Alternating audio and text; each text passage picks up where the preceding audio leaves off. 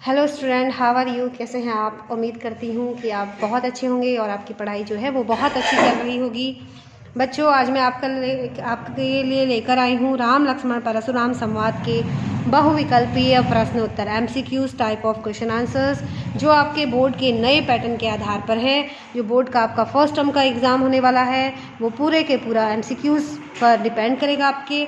तो यहाँ आपके लिए एक डीप स्टडी है MCQs की, तो आप ध्यान से सुने, वीडियो को अंत तक देखें और चैनल को लाइक करें, शेयर करें और सब्सक्राइब ज़रूर करें, ताकि जो मैं हर चैप्टर के MCQs यहाँ पर अपलोड करूँ आपको उसका नोटिफिकेशन मिले सबसे पहले।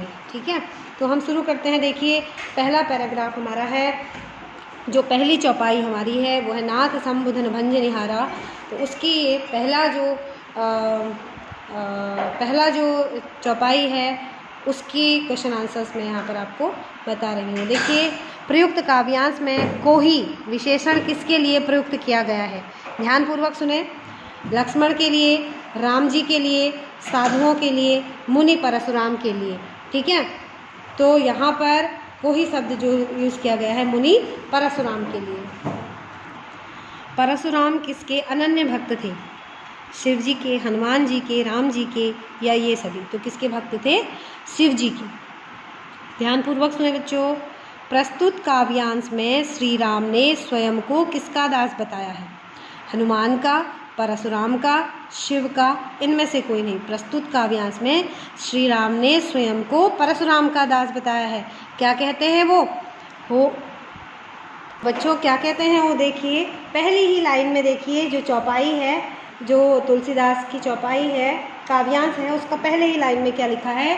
नाथ संबुधन भंज निहारा, हो इहि केहू एक दास तुम्हारा।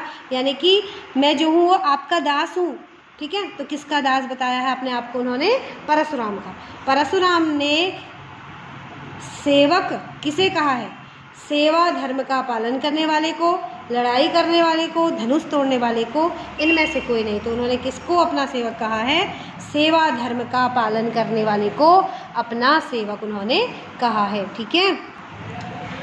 लक्ष्मण ने शिव धनुष की तुलना किससे की है?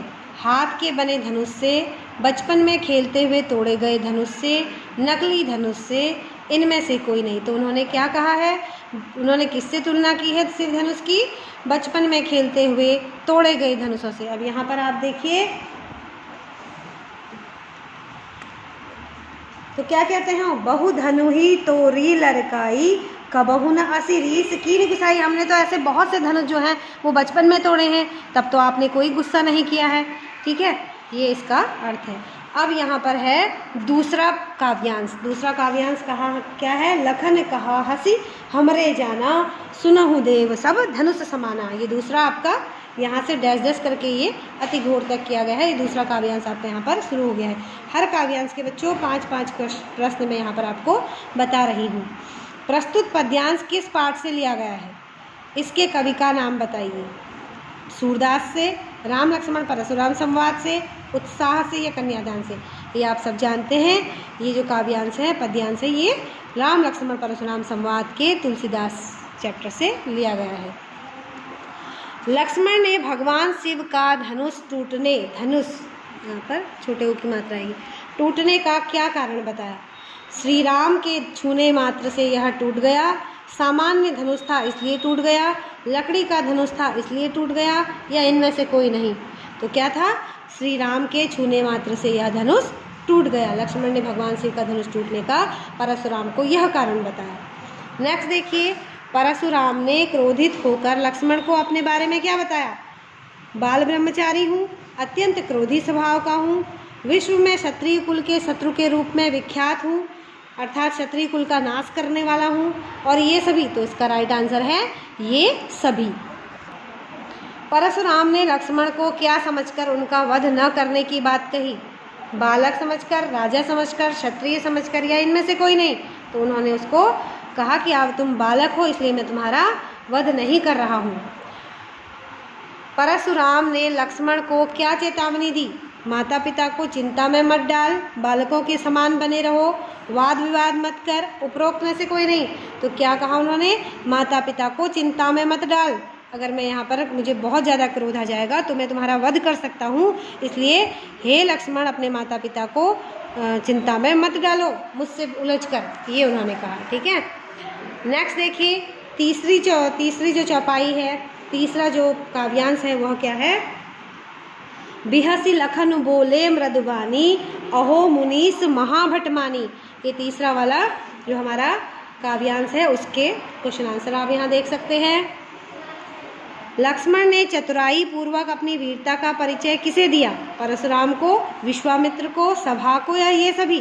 तो यहाँ राइट आंसर हमारा हो जाएगा परशुराम को। ठीक है, काव्यांश के आधार पर बताइए कि रघुकुल के व्यक्ति किस पर अपनी वीरता का प्रदर्शन नहीं करते? आप समझ गए होंगे, देवता पर, ब्राह्मण पर, भगवान के भक्त या ये सभी? तो राइट आंसर है इन सभी पर जो है वो अपनी वीरता का प्रदर्शन नहीं करते हैं। लेकिन एक यहाँ पर और होता है, वो होता है क्या? देखिए, सुर महिसुर हरिजन अरगाई हमरे कुल इन पर न सुराई। सुर महिसुर मनुष्य, देवता, ब्राह्मण, भगवान के भक्त और गाय, ये भी एक था यहाँ पे। ठीक है, तो हमारा कुल जो है इन पर क्या करता है? वीरता का प्रदर्शन नहीं करता है। ठीक है, कुमड़बतिया किस फल को कहते हैं? काशी फल को, कुमड़े को, तरबूज को या ये सभी? तो इनमें ये सभी आएगा। कुमड़बतिया यानी कि जिसको हम उंगली से छुआ देते हैं और फिर वो मुरझा जाता है, और इसमें वो भी है छुई मुई का पौधा भी आता है। तो देखिए, कुमड़बतिया का मतलब होता है काशी फल यानी कि कद्दू का फल, या कुमड़ा यानी कि जो छुई मुई का पौधा होता है, तरबूज यानी कि जो ककड़ी को भी कुमड़े का फूल, जो ककड़ी का फूल आता है उसको भी हम कह सकते हैं। क्या कहते हैं? देखो, हमारे जो बुजुर्ग हैं, हमारे जो पेरेंट्स हैं, वो कहते हैं कि जो काशी फल होता है यानी कि कद्दू का फूल होता है, तरबूज का जो फल छोटा सा लगता है, उसको उंगली मत करो, वो सड़ जाएगा। तो यहाँ कुमड़बतिया इसलिए कहा है कि लक्ष्मण कहते हैं कि हमें जो है कुमड़बतिया मत समझो। ठीक है, यहाँ कुमड़बतिया कोई नाही जे तर्जनी देख मर जाही।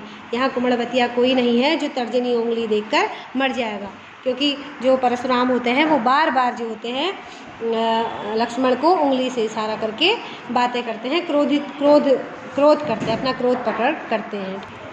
काव्यांश में कुमड़बतिया शब्द किसके लिए प्रयुक्त हुआ है? कमज़ोर व्यक्तियों के लिए, शक्तिशाली व्यक्तियों के लिए, पहला और दूसरा दोनों, विद्वान व्यक्तियों के लिए? तो यहाँ पर जो कुमड़बतिया है वो किसके लिए प्रयुक्त होता है? कमज़ोर व्यक्तियों के लिए।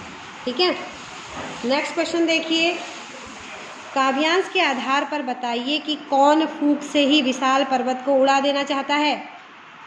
लक्ष्मण को, राम को, परशुराम को या विश्वामित्र को? तो यहाँ राइट आंसर है परशुराम। काव्यांश के आधार पर बताइए कि कौन फूंक से विशाल पर्वत को उड़ा देना? परशुराम जो है बहुत क्रोधित होते हैं और वो कहते हैं कि मैं जो है एक फूंक से ही जो है पर्वत को उड़ा सकता हूँ। ठीक है, आगे देखिए, नेक्स्ट आपका काव्यांश है कौशिक सुनहु। कौशिक सुनहु मंद यह बालक कुटिल काल बस निज कुल घालक। तो ये वाला काव्यांश है काव्यांश नंबर 4। तो इसके क्वेश्चन आंसर आप यहाँ पर देख सकते हैं। काव्यांश के आधार पर बताइए कि लक्ष्मण की व्यंग भरी बातें सुनकर किसको क्रोध आ गया? विश्वामित्र को, परशुराम को, राम को या ये सभी? तो यहाँ पर किसे क्रोध आया? परशुराम को। काव्यांश में लक्ष्मण ने परशुराम के किन दुर्गुणों की ओर संकेत किया है? क्रोध की ओर, अभिमान की ओर, बड़बोलेपन की ओर या ये सभी? तो इन सभी की ओर, इन सभी दुर्गुणों की ओर लक्ष्मण ने संकेत किया है। परशुराम ने विश्वामित्र से लक्ष्मण के संबंध में क्या कहा? कुबुद्धि है, दुष्ट है, पहला और दूसरा दोनों या चतुर है? तो यहाँ राइट आंसर है पहला और दूसरा दोनों। परशुराम ने विश्वामित्र से लक्ष्मण के संबंध में कहा ये कुबुद्धि है और ये दुष्ट है। ठीक है, काव्यांश के आधार पर बताइए कि सूरवीर अपनी करनी कहाँ दिखाते हैं? युद्ध में, समाज में, सभा में या इन सभी जगह? तो कहाँ दिखाते हैं? युद्ध में। काव्यांश के आधार पर बताइए कि कायर किसे कहा गया है? जो शत्रु को युद्ध में उपस्थित पाकर भी अपने प्रताप की व्यर्थ बातें करे, जो अपनी वीरता का बढ़ा चढ़ाकर वर्णन करे। पहला और दूसरा दोनों, उपरोक्त सभी। तो यहाँ राइट आंसर है पहला और दूसरा दोनों। काव्यांश नंबर 5 देखिए। तुम तो काल हाँक जनुलावा, बार बार मोहिलाग बुलावा। तो ये काव्यांश नंबर 5 है और इसके मल्टीपल चॉइस क्वेश्चन आंसर आप यहाँ देख सकते हैं। काव्यांश के आधार पर बताइए कि लक्ष्मण के किस कथन से उनकी निडरता का परिचय मिलता है? परशुराम से यह कहना कि बार बार आवाज़ लगाकर काल को मेरे लिए बुला रहे हो, कड़वे कथन बोलने से, अपराध करने से, उपरोक्त में से कोई नहीं। तो यहाँ सही उत्तर आपका होगा परशुराम से यह कहना कि बार बार आवाज़ लगाकर काल को मेरे लिए बुला रहे हो। नेक्स्ट क्वेश्चन देखिए। परशुराम ने लक्ष्मण को कैसे बालक की संज्ञा दी है? नेक्स्ट क्वेश्चन देखिए बच्चों। परशुराम ने लक्ष्मण को कैसे बालक की संज्ञा दी है? कटु बोलने वाले, मृदु बोलने वाले, अहंकारी वचन वाले या निर्भयी। तो लक्ष्मण को उन्होंने कटु बोलने वाले की संज्ञा दी है। तो काव्यांश के आधार पर बताइए कि परशुराम ने क्या समझकर लक्ष्मण को बचाया? बालक समझकर, युवा समझकर, साधु समझकर, या इनमें से कोई नहीं। तो राइट आंसर आपको दिख रहा होगा बालक समझकर। परशुराम लक्ष्मण पर क्यों क्रोधित हो गए थे? लक्ष्मण के कठोर वचन सुनकर, लक्ष्मण की व्यंग भरी बातें सुनकर, पहला और दूसरा दोनों, या शिव धनुष टूटने से। तो यहाँ राइट आंसर है पहला और दूसरा दोनों। काव्यांश के आधार पर बताइए कि परशुराम के क्रोध को देखकर कौन खड़ा हुआ? लक्ष्मण, श्री राम, विश्वामित्र या सभाजन? तो यहाँ सही आंसर है विश्वामित्र। ठीक है। अब ये देखिए बच्चों, पूरे जो 2 प्रश्न ऐसे हैं जो पूरे कविता पर आधारित हैं आपके। परशुराम ने अपने फरसे को किसकी भुजाओं को काट डाला था? अपने फरसे से किसकी भुजाओं को काट डाला था? सहस्त्रबाहु की, ब्राह्मण की, शत्रुओं की या क्षत्रिय की? तो यहाँ राइट आंसर है सहस्त्रबाहु की। लक्ष्मण के अनुसार निम्नलिखित में से क्या वीर योद्धा की विशेषता है? अपनी वीरता का बखान करना, युद्ध क्षेत्र में अपना प्रताप अथवा कौशल दिखाना, अपशब्द बोलना, अधीर व क्रोधी स्वभाव। तो यहाँ पर राइट आंसर हमारा होगा युद्ध क्षेत्र में अपना प्रताप अथवा कौशल दिखाना। ठीक है। तो कुछ प्रश्न हम और कविता से ले लेते हैं। कुमड़बतिया की विशिष्टता क्या है? तीव्र प्रहार से मुरझा जाती है, अत्यधिक शीतलहर से मुरझा जाती है, शस्त्र दिखाने मात्र से भयभीत हो जाती है, या तर्जनी उंगली के संकेत मात्र से मुरझा जाती है। तो यहाँ राइट आंसर है तर्जनी उंगली के संकेत मात्र से यह मुरझा जाती है। बाल दोष गुण गनहि न साधु, यह कथन किसका है? परशुराम का, विश्वामित्र का, राम का या लक्ष्मण का? तो ये कथन किसका है? विश्वामित्र का। उन्होंने क्या कहा था? बाल दोष गुण गनहि न साधु। जो साधु लोग होते हैं वो बच्चों के दुर्गुणों को नहीं देखा करते हैं। ठीक है। निम्नलिखित में से परशुराम की विशेषता क्या नहीं है? क्षत्रिय कुल का संरक्षक, ब्राह्मण कुलोत्पन्न, क्रोधी एवं अहंकारी, बाल ब्रह्मचारी। तो वो क्या नहीं था? क्षत्रिय कुल का संरक्षक नहीं था, वो क्षत्रिय कुल का नाश करने वाले थे। क्वेश्चन नंबर 6 देखिए। परशुराम द्वारा लक्ष्मण को मारने के लिए फरसा उठाने पर सभा में उपस्थित लोगों की क्या प्रतिक्रिया हुई? सभा जन शांतिपूर्वक बैठे रहे, सभा एक एक करके सभी लोग सभा से जाने लगे, सभाजन हाहाकार मचाने लगे, सभाजन प्रसन्न मुद्रा में बैठे रहे। यह मुद्रा, ठीक है, प्रसन्न जन मुद्रा में बैठे रहे। तो क्या करने लगे? सभाजन हाहाकार मचाने लगे। नेक्स्ट क्वेश्चन देख लिए। जल सम वचन किसके थे? राम के, लक्ष्मण के, विश्वामित्र के, परशुराम के। तो जल पानी के समान जो वचन थे वो किसके थे? राम के। ठीक है। नेक्स्ट क्वेश्चन देख सकते हैं बच्चों आप। इस जो ये क्वेश्चन आंसर है ये आपके छठे काव्यांश पर भी आधारित हैं। कुछ क्वेश्चन इसमें अंत में आपको मिल जाएंगे। तो परशुराम के क्रोध का मूल कारण क्या था? लक्ष्मण की व्यंग्यपूर्ण उक्तियाँ, शिव धनुष का टूटना, शिव धनुष को पुराना पड़ जाना, उपरोक्त सभी कथन सही हैं। तो इसमें आंसर क्या है? शिव धनुष का टूटना। ब्याज देने के संदर्भ में लक्ष्मण ने किसके समक्ष प्रस्ताव रखा? सभा के समक्ष, परशुराम के समक्ष, विश्वामित्र के समक्ष, या ये सभी? तो यहाँ पर राइट आंसर आपका होगा परशुराम के समक्ष। लक्ष्मण के किन शब्दों से परशुराम पुनः क्रोधित हो गए? हे नृपद्रोही, मैं ब्राह्मण समझकर आपको बचा रहा हूँ। हे ब्राह्मण देवता, लगता है रणधीर वीरों से आपका सामना कभी नहीं हुआ। पहला और दूसरा दोनों। आप परशुराम ज्ञानी महाज्ञानी हैं। तो यहाँ पर लक्ष्मण के किन शब्दों से परशुराम पुनः क्रोधित हो गए? हे ब्राह्मण देवता, लगता है रणधीर वीरों से आपका सामना कभी नहीं हुआ, और हे नृपद्रोही, मैं ब्राह्मण समझकर आपको बचा रहा हूँ। पहला और दूसरा दोनों। नेक्स्ट देखिए, काव्यांश के आधार पर बताइए कि सभी में हाय हाय की पुकार क्यों मची। ठीक है, ये जो क्वेश्चन आंसर है आपकी छठवें काव्यांश के आधार पर भी हैं। तो लक्ष्मण वध की संभावना से, परशुराम वध की संभावना से, सभा में युद्ध की संभावना से, ये सभी। तो हाय हाय किस लिए मची? लक्ष्मण वध की संभावना से, क्योंकि परशुराम को अत्यंत क्रोध उस समय आ चुका था। नेक्स्ट क्वेश्चन देखिए, काव्यांश के आधार पर बताइए कि किसकी बात सुनकर सभा में उपस्थित लोग यह अनुचित है कहकर पुकारने लगे?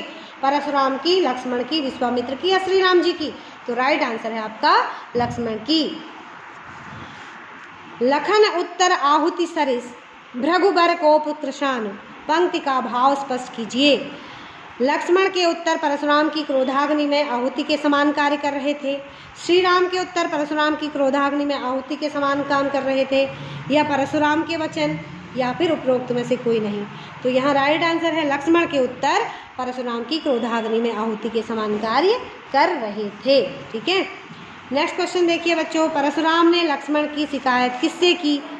सभा में उपस्थित लोगों से, राम से, लक्ष्मण की माँ से या विश्वामित्र से? तो यहाँ राइट आंसर है विश्वामित्र से, क्योंकि राम और लक्ष्मण किसके साथ वहाँ गए हुए थे सीता स्वयंवर में? विश्वामित्र के साथ गए हुए थे।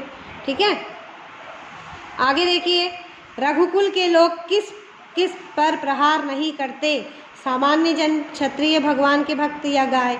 नारी ब्राह्मण विष्णु के भक्त या गाय? क्षत्रिय देवता क्षत्रिय शिव के भक्त या गाय? देवता ब्राह्मण भगवान के भक्त या गाय? तो राइट आंसर आपका नंबर 4 है, देवता ब्राह्मण भगवान के भक्त और गाय। तो बच्चों, ये थे आपके राम लक्ष्मण परशुराम संवाद पाठ के बहुविकल्पीय प्रश्न जो लिए गए हैं रामचरितमानस से, जिसकी रचना की है तुलसीदास ने। तो इसका ये जो चैप्टर है आपका बहुत ही इम्पोर्टेंट है, बोर्ड परीक्षा में इससे बहुत सारे प्रश्न पूछे जाएंगे। जो यहाँ पर वीडियो में आपको प्रश्न उत्तर दिखाए जा रहे हैं, ज़रूरी नहीं है कि आपके वही प्रश्न आए।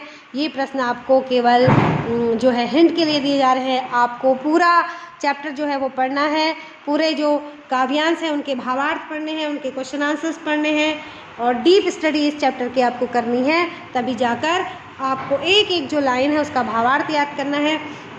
तो तभी आप जो है, और इसकी समरी को आपने देखना है, तभी जो आप जो है बहुत अच्छी तरह से इसके क्वेश्चन आंसर आप कर पाओगे। ठीक है, तो